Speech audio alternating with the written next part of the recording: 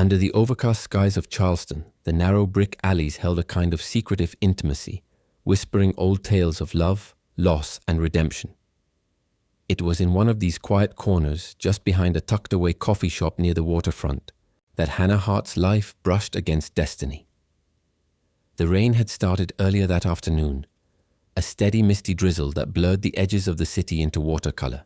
Hannah pulled the hood of her well-worn navy coat tighter around her face as she exited the Story Nook, the small independent bookstore where she worked part-time. In her hands, she carried a bundle of unsold books, donations intended for the local literacy center. The streets were mostly empty, save for a few tourists huddling under shared umbrellas and the occasional car splashing through shallow puddles. As she turned down the alley that led to her car, a sound stopped her mid-step.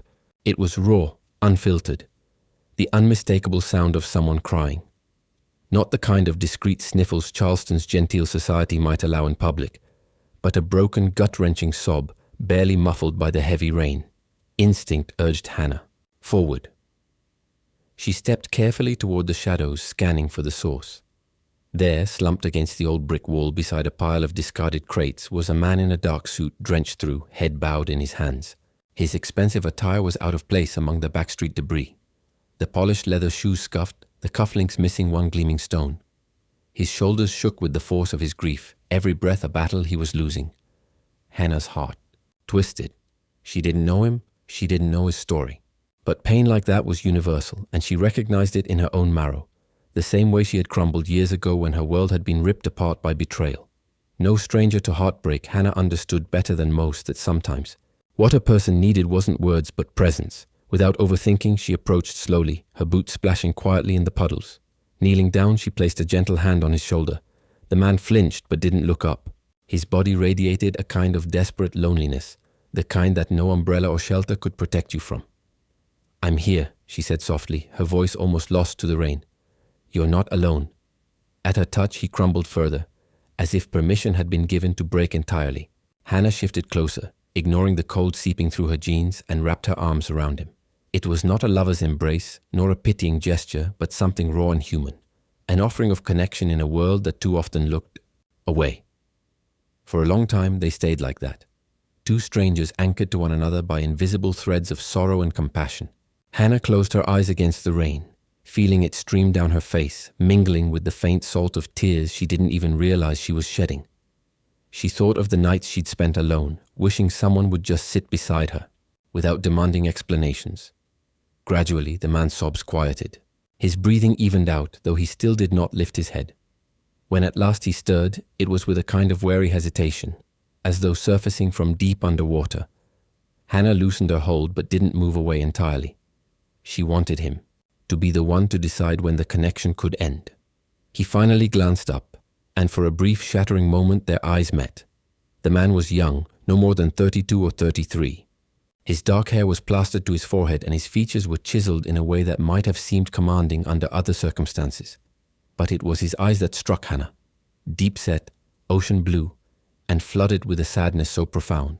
It stole her breath. He opened his mouth as if to say something but faltered. Instead, his hand brushed against something on the ground, a slim gold wedding band glinting faintly under the street lamp. Hannah's gaze dropped to the ring, and 100 unspoken questions rose in her mind. Was he grieving a lost love? Had he been left? Had someone died? But she didn't ask. She simply reached out, picked up the ring, and placed it gently in his hand, folding his fingers over it as if sealing a secret pact. "You're going to be okay," she said, the certainty in her voice surprising even herself. He nodded once, a broken, reluctant gesture. Hannah stood slowly, her knees aching from kneeling on the wet pavement. She hesitated, wanting to offer more, but sensing that anything beyond what had already passed between them might break the fragile thread of dignity he was clinging to. So she simply gave him a small, soft smile, one that promised understanding, without expectation, and turned away, walking back toward her car under the persistent drizzle. Behind her, she heard the faintest whisper of a thank you, carried on the rainy breeze. Hannah didn't turn around. She didn't know then that the man she had embraced was Devon Hale, a name soon to flood every headline in the country. The runaway groom, the billionaire CEO left at the altar, the scandal that would dominate Charleston's gossip mills for months. Nor did she know that she had changed the course of her own life in that alley, just as surely as she had altered. At that moment, all Hannah knew was that sometimes the bravest thing a person could do was to reach out into the darkness and hold on, even when they didn't know who or what might be waiting on the other side. She drove home through streets blurred with rain and possibility, her heart strangely light, unaware that a story far bigger than either of them had just begun to write itself. The following morning, the city of Charleston woke under a thin veil of mist, the rain having retreated but leaving the streets slick and reflective like a mirror to the grey heavens. Life bustled onward in the historic town squares and market streets, but for Hannah Hart, the world seemed strangely muted, like she was moving through a half-dream she couldn't fully shake off. Behind the polished glass counter of the story nook, Hannah restocked books with a mind elsewhere. Every time the door chimed open, a small involuntary hope fluttered in her chest, though she wouldn't admit it aloud, even to herself. The memory of the night before clung to her like the lingering scent of rain, the feeling of the broken man's trembling form in her arms refusing to dissipate. By mid-morning, whispers filled the bookstore. Customers huddled over newspapers, their voices tinged with excitement. Hannah caught snippets. Left at the altar, the billionaire tech genius disappeared before the vows. She tucked a stray lock of damp hair behind her, ear pretending not to listen, until she caught the name clear as day. Devon Hale. It clicked into place like a key turning in an old lock. The man from the alley. The headlines painted a sensationalist portrait. Devon Hale, 33, CEO of a groundbreaking tech conglomerate headquartered in Charleston, had been abandoned just hours before his wedding to socialite Serena Vaughn. No explanations, no note, just a vanished bride and a room full of stunned guests at the historic Middleton Place Gardens. The world gorged itself on the drama. Photos of the lavish floral arrangements left to wilt in the courtyard, the uneaten 5-tier cake, the heartbroken groom standing alone beneath an ivy-wrapped arch. It was all splashed across glossy pages and flashing on every news station. But none of them knew what Hannah knew. They didn't know about the man huddled in the rain, stripped of pride and ceremony, clutching a gold ring like it was the last anchor to a life suddenly untethered. They didn't see the human being behind the scandal, only the spectacle. Hannah set the stack of books down and turned away from the counter, her chest tightening. She wasn't sure why it mattered so much to her. Maybe because for the first time in years she had seen herself reflected in someone else's pain. The rawness, the way it hollows you out from the inside and leaves you searching for meaning. She wanted to forget, move on. But the memory of his brokenness followed her like a shadow. A week passed, and the frenzy only grew. Serena's disappearance became the obsession of every talk show and gossip columnist. Rumors swirled that she'd run away to Europe, that there was another man, that she'd gotten cold feet staring down the weight of Devon's fame. No one could say for sure. As for Devon Hale, he had seemingly vanished. No public statements, no sightings, no carefully curated social media posts, just a silence that the world found infuriating. But Hannah understood all too well. Sometimes, after being shattered, there are no words, only the slow private work of piecing yourself back together. It was on a quiet Tuesday afternoon, while Hannah was stacking new arrivals in the classic literature section, that the door chime rang again. She didn't look up at first, too lost in the comforting rhythm of placing books, of ordering a small part of a chaotic world. But the steps were different, slower, heavier. She glanced up and her heart slammed against her ribs. There he was, Devon Hale, in the flesh, standing hesitantly at the entrance of the story nook. He looked different from the man curled in that rainy alley, less broken but still carrying the weight of his grief like a second skin. His hair was combed back neatly, but there was a rawness to him that no designer suit or careful grooming could disguise. He held a piece of folded paper in his hand like a shield. After a long, searching moment, he approached the counter. "Excuse me," he said, his voice low and rough, as if unused for days. "I was wondering if you had a copy of The Little Prince." Hannah blinked, caught off guard by the unexpected request. She nodded and moved quickly, leading him toward the shelves tucked away in a quiet corner of the store. As they walked, she could feel the curious glances of other customers burning into her back, but she ignored them. She pulled the slim, worn book from the shelf and handed it to him. Devon took it carefully, as if it were fragile. For a moment, he just held it running, his thumb over the cover. Then he looked at her, really looked at her. And something shifted between them, unspoken but unmistakable. "You were there," he said quietly. The world seemed to tilt on its axis. Hannah's breath caught. She didn't deny it, she simply nodded, her throat too tight for words. He gave a small broken smile, and the intensity of it almost undid her. I remember, he continued. I don't know why I ended up there. Maybe I was looking for a place to fall apart where no one would recognize me. But you? His voice trailed off, and he shook his head, almost in disbelief. You didn't ask anything. Of me. You just stayed. The simplicity of his words struck her harder than any elaborate gratitude ever could. Hannah felt something lodge deep in her chest, a knot of emotion too tangled to name. She wanted to say it had been nothing, that anyone would have done the same. But the truth was, not everyone would have knelt down in the rain for a stranger. Not everyone would have stayed. I'm glad you found your way here, she said instead, her voice soft but steady. He smiled, again a little less broken this time. Me too. Devon paid for the book, leaving more cash than necessary on the counter, and as he turned to leave, he paused. I'll be back, he said, almost like a promise. If that's all right. Hannah nodded, a small smile blooming despite the nerves tangling in her gut. As he disappeared into the misty afternoon, the bell above the door jingling in his wake, she realized something. Sometimes the smallest choices, a hand on a shoulder, a hug in the rain, can ripple outward in ways you never expect. And sometimes when you least expect it, the universe finds a way to bring broken people back together, not to fix each other, but to heal side by side. The days that followed blurred into a strange, quiet rhythm. Devon Hale became a near constant, if understated, presence at the Story Nook. He never arrived with fanfare. No security details, no flashy cars parked outside. Just a man who slipped in and out like a careful breath, blending almost seamlessly into the low hum of the bookstore's daily life. Hannah found herself looking up at the door more often, half anticipating his arrival. She would tell herself it didn't matter, that he was just another customer, but deep down she knew it wasn't true. There was something magnetic about Devon's presence, something that unsettled her in ways she wasn't ready to name.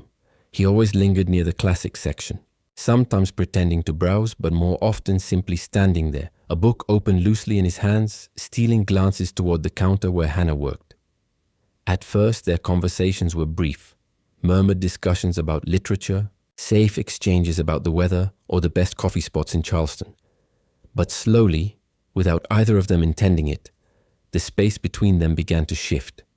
It wasn't in grand gestures or declarations.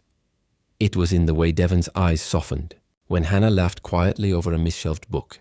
It was in the way she caught herself recommending titles she knew spoke of resilience, of healing, of finding one's way back from heartbreak. It was in the stillness that grew between them, a stillness that didn't demand to be filled, because it wasn't awkward. It was simply there, a tender growing trust. One rainy afternoon, Devon stood at the front counter longer than usual. His hands, which normally carried an almost imperceptible tension, were unusually still. He looked at Hannah, something raw flickering in his gaze. I was supposed to be married by now, he said, his voice breaking the usual surface-level chatter between them. I keep thinking about what would have happened if things had gone according to plan. Hannah set down the stack of books she had been sorting and leaned slightly closer, not saying anything yet, simply giving him the space to continue. Devon laughed softly, but it was a hollow sound. It's funny. Everyone says heartbreak is loud, shattering, screaming. But mine has been quiet, like a room that's just too empty after someone leaves. You keep waiting to hear footsteps, and all you get is silence. Hannah's throat tightened. She knew that silence. She had lived inside it. When I was younger, she said carefully, I used to think losing someone would feel like a storm, but it's more like the sky forgetting how to rain. Just stillness, dry and aching. Devon looked at her then, really looked at her, and in his expression was something that transcended mere understanding. It was recognition, like two people standing at opposite shores of the same vast, quiet grief. He didn't thank her for the words, he didn't need to. In that moment, the silence between them became something sacred. The weeks deepened their connection in ways neither anticipated. Devon became more than the man she had once found crying in an alley. He was Devon, a man who loved worn paperbacks and who confessed almost shyly one afternoon that he had once dreamed of writing a novel before life shoved him into the roaring machinery of business. He shared small pieces of himself, dropped like pebbles at her feet, never expecting her to pick them up. But she did, each one a glimmer of something too fragile for the outside world to see. He told her about his mother long past, and how she used to read to him from a battered copy of The Little Prince. How he had kept it through college and success, tucked away like a talisman against loneliness. One evening, as twilight folded its deep blues over Charleston's skyline, Devon showed up at the Story Nook just before closing. The store was empty, save for them. The last golden rays of sun stretched long shadows across the wooden floors. "I have something for you," he said almost sheepishly. Hannah blinked, surprised. Before she could answer, he pulled a slim package from the inside of his coat, wrapped simply in brown paper, tied with a single strand of twine. He handed it to her without ceremony. Curious, she untied the knot and peeled back the paper. Inside was an old leather journal, the kind meant for stories not yet written. On the first page, in small, careful script, was a single sentence: "For the stories you haven't dared to tell yet." Hannah's breath caught. She looked up at him, feeling the weight of his quiet gesture, not grand, not loud, but deeply, achingly meaningful. "You said once," he murmured, "that you used to write. I thought, maybe it's time you start again." Tears burned behind her eyes. She hadn't written in years, not since the accident, not since her. Life splintered into before and after. She had tucked away that dream alongside the pieces of herself she thought were too broken to ever reclaim. And now here he was, handing it back to her. She wanted to say thank you, but the words felt too small, too brittle for what bloomed in her chest. Instead, she smiled, a real full smile, one she hadn't felt in a very long time. Devon smiled back, the corners of his eyes crinkling in a way that made him look younger, softer. As he turned to leave, he paused at the door, glancing back at her with a look that was almost boyish. "I'll see you tomorrow?" Hannah's heart answered before her voice could. "Yes," she said, a whisper meant only for the space between them. When the door closed behind him, the shop felt full, not empty. And for the first time in a very long while, Hannah's heart felt something stir inside her chest, not the painful echo of what she had lost, but the first tentative notes of a new song. Not love, not yet, but hope. And sometimes hope was the beginning of everything. The days grew shorter as autumn deepened its hold on Charleston, wrapping the city in crisp air and golden light. At the Story Nook, the scent of spiced candles and old books filled every corner, creating a cocoon of warmth against the gathering chill outside. It had become a sort of ritual now. Devon stepping into the bookstore each afternoon, Hannah pretending to be surprised even though she always caught herself waiting for the sound of the doorbell. There was something unspoken blooming between them, a fragile newness neither dared name yet, and maybe that was why it hurt so deeply when the past came knocking, without warning, without mercy. It was a Saturday, busy with tourists and locals alike drifting through the narrow streets, the promise of holiday markets lingering in the salty air. Hannah was adjusting a window display when she heard the door chime, expecting it to be Devon or perhaps a regular looking for an early Christmas gift. Instead, the room shifted the moment the woman entered. Tall, elegant, and effortlessly poised, she moved through the bookstore like someone who had never known what it meant to be unwelcome. Her coat was an expensive shade of winter white, her hair sleek and shimmering under the soft lighting. Hannah felt the tension coil low in her stomach before she even fully turned around. The woman stopped just short of the counter, surveying the space with a cool detachment before her gaze landed squarely on Hannah. There was no introduction, no preamble. "I'm looking for Devon Hale," she said, her voice crisp, polished, the voice of someone who always assumed the world would accommodate her. Hannah swallowed hard, the name slicing the space between them like a blade. She forced a polite smile. "He's not here right now. Would you like to leave a message?" The woman's lips curved into something resembling a smile, though it didn't reach her eyes. "Tell him Olivia Ashford stopped by. He'll know how to find me." And then, just like that, she was gone, leaving the door swinging gently behind her, leaving the smell of expensive perfume lingering in the air like a ghost. Hannah stood frozen for a moment, gripping the edge of the counter. She knew that name. Everyone who had followed even a shred of society news knew it. Olivia Ashford, heiress, philanthropist, darling of the East Coast elite, and once, not so long ago, Devon Hale's almost wife. A knot twisted in Hannah's chest. She shouldn't have cared. It wasn't like Devon belonged to her. Whatever fragile thing they were building didn't have a label, didn't have promises. Still, the mere presence of Olivia had cracked something in her, something she thought she had tucked away safely. When Devon arrived later that evening, rain misting his shoulders, Hannah couldn't meet his eyes the way she usually did. She pretended to busy herself with restocking the shelves, her hands trembling slightly with the effort to appear casual. He noticed, of course. Devon noticed everything about her now. "Hannah," he said gently, stepping closer. "What's wrong?" She kept her gaze fixed on the book in her hands. Olivia Ashford came by. The silence that followed was thick, oppressive. He exhaled slowly.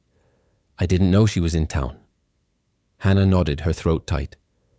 "She said you'd know how to find her." Devon's jaw tightened, a muscle ticking at the corner. For a long moment, he didn't speak, and Hannah hated how desperately she wanted him to say something, anything that would make the sudden chasm between them feel less permanent. Finally, he broke the silence. "I don't want to find her." The words were simple, but they carried a weight that settled into the small space between them. Still, Hannah found herself backing away, needing air, needing distance from the uncertainty clawing at her heart. "I should finish closing up," she said, her voice brittle, barely above a whisper. Devon reached out instinctively, then let his hand fall before it could find hers. He nodded once, a sharp, almost pained movement, and left without another word. That night, Hannah lay awake in her small apartment above the bookstore, staring at the ceiling as the city moved quietly below. She thought about the way Devon had looked lost, almost, and about Olivia Ashford's easy, imperious smile. It would be so simple for him to go back to that world, the world of perfect photographs and curated happiness, and why wouldn't he? What could Hannah offer him that someone like Olivia could not? A used bookstore and a battered notebook filled with half-finished stories? She pressed her hands to her face, willing the doubts to stop, but they came anyway, whispering old wounds, old fears. "You're not enough. You're just a chapter, not the ending." She had built a life from broken pieces, carefully, painstakingly, but now it felt as though one unexpected gust could send it all scattering again. The next morning, Hannah tried to pretend nothing had changed. She swept the floors, brewed the coffee, smiled at customers. But inside she felt hollow, like the pages of her own story had been erased. Devon didn't come that day, or the day after. By the third day, something inside Hannah broke, not with anger. She couldn't even summon anger, but with a deep, bone-tired sadness. The kind of sadness that didn't shout but simply settled in, like mist over the harbor, blurring everything it touched. On the fourth evening, just as she was locking up, she found something slip through the crack of the door. A letter. No name on the outside, just her own in careful, familiar handwriting. Her hands shook as she unfolded it. "Hannah, I didn't leave because of Olivia. I didn't stay away because of her. I stayed away because I was afraid.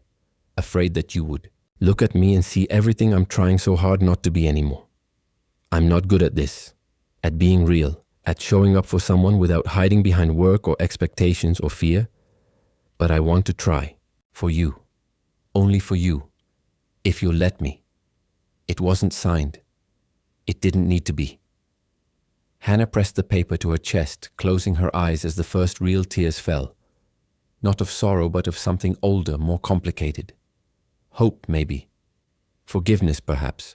Or maybe just the recognition that sometimes the most beautiful beginnings start with broken things, with messy, imperfect, unpromised, and unguarded hearts. And for the first time since Olivia Ashford walked into her bookstore, Hannah Hart smiled. A small smile, but a real one. And sometimes that was enough. The early days of winter settled heavily over Charleston, casting a muted grey hue over the cobblestone streets and Spanish moss-draped trees. Hannah felt the weight of the season in her bones, but for the first time in a long while, it didn't feel like loneliness. It felt like waiting, patient, steady, certain. After Devon's letter, everything shifted. He didn't barge back into her life demanding answers or forgiveness. Instead, he waited outside the story nook every evening, sometimes holding a book she had once mentioned loving, sometimes just standing there, his hands deep in the pockets of his coat offering nothing but presence. It took her a week to find the courage to invite him in again. They started small, coffee shared between restocking shelves, a quiet dinner eaten on overturned crates in the back of the shop. No grand declarations, no apologies dragged out into painful confessions, Just two people slowly remembering how to breathe beside each other. The bookstore, once only Hannah's refuge, became something more. A bridge between the person she had been and the person she dared to become. Devon didn't try to fix anything. He didn't ask her to explain her fears or lay bare the wounds she had spent years protecting. He simply stayed, steady as the tide against the shore. It was during one of these quiet evenings that Devon finally spoke about the future, not in vague, abstract promises, but in something real, something tangible. "I want to build something," he said, his voice low as he thumbed through a battered edition of Les Miserables. "Something that isn't just about surviving pain or running from it." Hannah looked up from where she was arranging a small Christmas display by the window. "What do you mean?" He met her gaze, his blue eyes clear for once, free from the weight of old expectations. A space, a place where people can come and feel like they matter, like they're not invisible just because they're broken. The idea unfurled between them like a bloom opening in slow motion. A non-profit, a community hub attached to the bookstore, a place for people who needed a second chance, not just to read or borrow books, but to rebuild their lives, to find shelter in the storm. Hannah's heart swelled painfully at the thought. She had spent so many years stitching herself back, together with thread made of kindness to strangers. The idea of creating a place where others could do the same felt like answering a call she hadn't realized she was still listening for. They spent nights sketching ideas out on napkins and the backs of receipt paper. Hannah dreaming of cozy reading nooks, free workshops for single mothers, tutoring programs for underprivileged kids. Devon thinking of sustainable funding models, partnership networks, ways to quietly funnel some of his resources into something that mattered. It wasn't easy. Nothing real ever was. Devon's name still carried the shadow of the scandal he had fled from, the jilted groom headlines, the whispers that refused to die. Some potential donors were hesitant to associate with him, worried about the optics. Others assumed Hannah was just another charity case he was trying to save. The judgment stung, sharper than Hannah expected. But Devon weathered it all with a patience that humbled her. He didn't try to silence the rumors or fight the skeptics. He simply kept showing up, kept working late nights in the cramped back room of the Story Nook, drafting grant proposals and answering emails with the same meticulous care he once reserved for billion-dollar mergers. "You don't have to do this," Hannah said one evening, her voice cracking under the weight of everything she didn't know how to say. "You don't owe me anything." Devon looked up from his laptop, exhaustion lining his face but not dimming the quiet fire in his eyes. "I'm not doing this because I owe you, Hannah. I'm doing this because you showed me who I could be if I stopped running." She didn't reply. She didn't need to. Her hand found his across the table, their fingers tangling together, and that was enough. They named it Haven, a word that felt like breathing after being underwater too long. The launch was modest, nothing flashy. A handwritten banner strung between the lampposts outside the bookstore. Flyers printed at the local library and pinned up in coffee shops. A soft announcement in the Charleston Gazette tucked between ads for winter festivals and tree lightings. But the community came. First in trickles, a woman clutching a worn coat, looking for someone to believe she was more than her failures. A teenage boy who pretended he didn't care when he was handed a notebook and told he could write whatever he wanted. An elderly veteran who sat silently in the reading corner for hours, just happy to be among people again. And then more. Mothers, with strollers, young men fresh out of recovery programs, kids who had never owned a book before clutching their first stories like treasures. It wasn't just a non-profit. It wasn't even just a bookstore anymore. It was a living, breathing testament to the idea that broken things could become beautiful, not in spite of their scars, but because of them.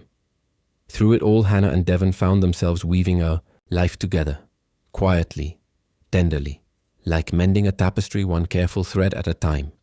They didn't talk about love, not yet. The word felt too big, too heavy for something still so new, so sacred. But it lived in the way Devon brought her coffee exactly the way she liked it without asking. In the way Hannah kept a spare umbrella under the counter for him, knowing he'd always forget his. In the way they spoke fewer words but understood more with every passing day. Christmas came early to Charleston that year, the air filled with carols and pine needles, the streets glowing with fairy lights strung between the old buildings. On Christmas Eve, Haven hosted its first community celebration. A simple affair with hot cocoa, second-hand gifts wrapped in bright paper, and a tree trimmed with ornaments made by the children. Hannah stood in the middle of it all, watching. Devon laugh, actually laugh, as he helped a group of kids decorate sugar cookies. She felt something unfurl in her chest, something fragile and fierce all at once. Hope, not the kind she used to cling to desperately, but the kind she could build a future on. Later, as the night wound down and the last of the guests wandered into the chilly darkness, Devon found her standing by the front door, her hands tucked into her sleeves. He stepped beside her, silent for a moment, then reached into his coat pocket and pulled out a small crumpled envelope. Inside was a key.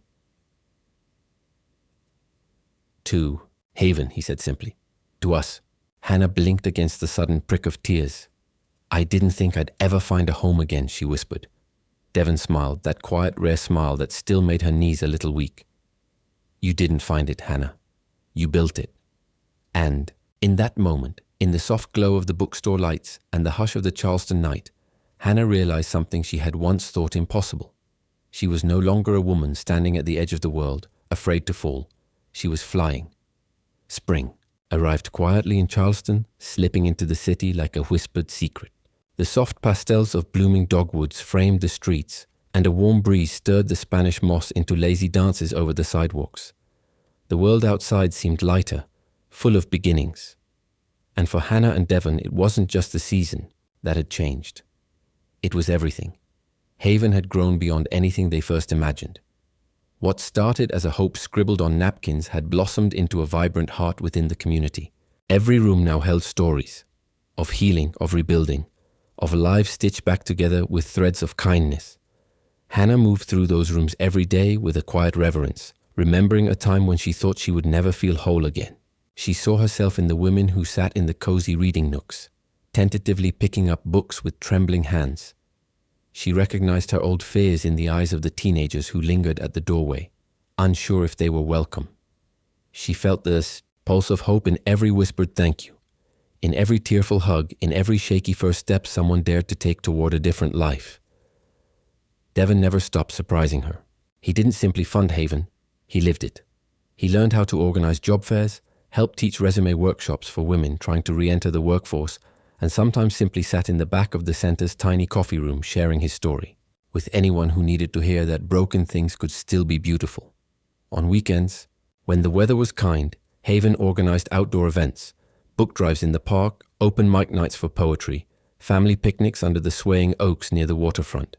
Hannah watched Devon during those afternoons, his laughter mingling with the music, his once rigid posture now easy and open. She marveled at how love, real love, the kind built slowly and tenderly, could transform not just a person, but the very air around them. Yet despite everything they had built, Hannah sometimes caught glimpses of the old doubts lingering in the corners of her mind. Could happiness this deep, this gentle, truly last? Had she dared too much in believing that some scars could become something sacred?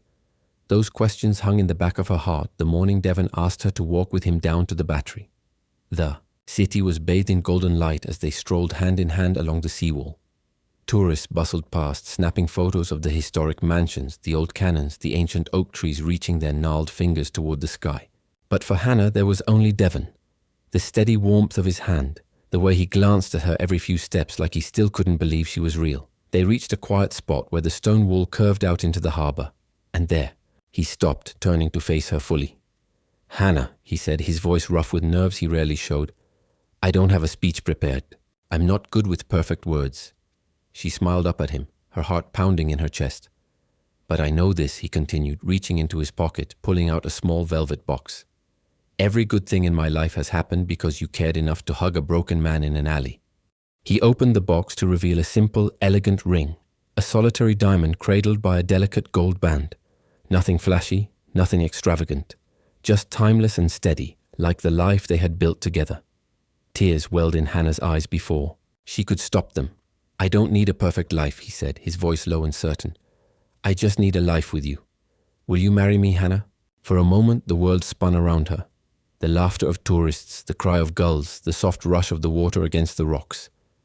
All of it faded into the background until there was only Devon, kneeling before her, offering his heart without defenses, without conditions. She knelt down too, not caring about the rough stone scraping her jeans, and wrapped her arms around him. "Yes," she whispered fiercely against his ear. "Yes, 1,000 times yes." They stayed like that for a long time, clinging to each other while the world moved on around them, as if time itself had paused to honor the gravity of the moment. Their wedding wasn't grand. They didn't want it to be. It took place 3 months later under a canopy of live oaks in Hampton Park, with only close friends, Haven's volunteers, and a scattering of children who insisted on throwing flower petals at them with reckless abandon. Hannah wore a simple lace dress that danced around her ankles. Devon wore a navy suit with no tie.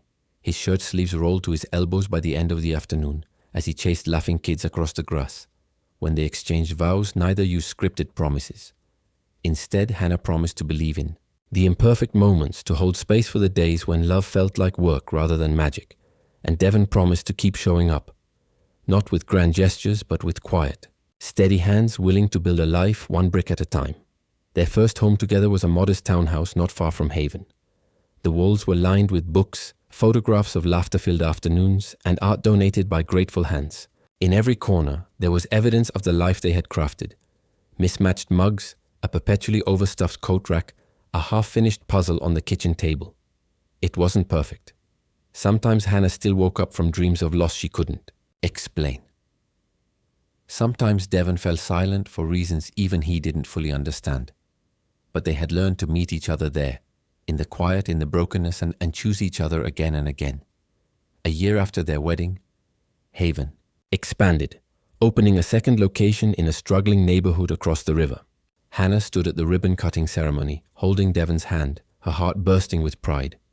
Not for the buildings, not for the numbers on a donation ledger, but for every soul who walked through those doors believing, even for a moment, that they mattered.